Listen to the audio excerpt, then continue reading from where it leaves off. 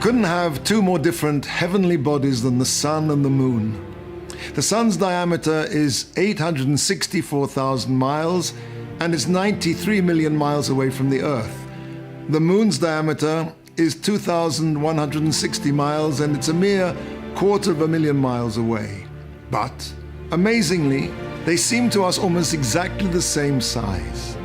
When there's a solar eclipse and the moon passes in front of the sun, the 2,000-mile diameter moon covers almost exactly that 864,000-mile diameter of the sun. From where we are in space, the sun and the moon look identical. Isn't that a bit strange? That our planet Earth is located in one of the only places in the entire universe where the sun and the moon look exactly the same size. The Torah describes the creation of the sun and the moon thus. God made the two great luminaries, the great luminary to rule by day and the small luminary to rule by night. In the first part of the verse, the Torah refers to both the sun and the moon as Hamaros HaGedolim, great luminaries. In the second part of the verse, it calls the moon Hama'or HaKaton, the small luminary.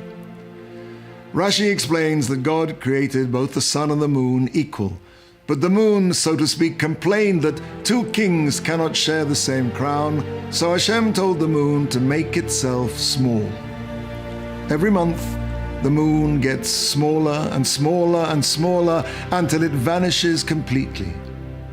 Now, seeing as the moon was created as a luminary and its entire reason to exist is to shine, when it no longer radiates light, it's as though it is no more. Thus, the new light of the new moon is a light that never shone before. The new moon is quite literally new, and that original decree of diminution does not apply to it.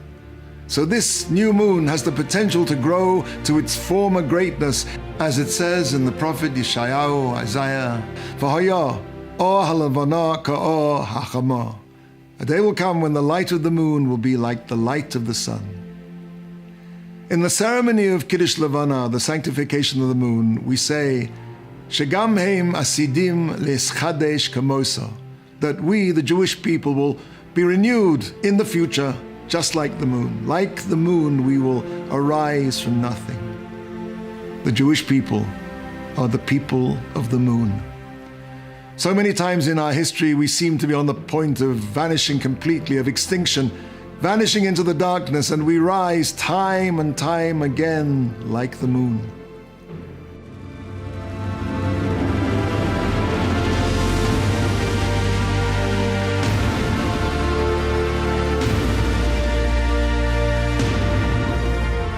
Tisha B'Av, the 9th of Av, is the Jewish people's national day of mourning, a day of utter destruction, of utter darkness. And it is from that total nothingness, like the darkness of the moon, that our redemption will come. Could it be that the uncanny visual similarity of the size of the sun and the moon is a promise to the Jewish people written in the stars?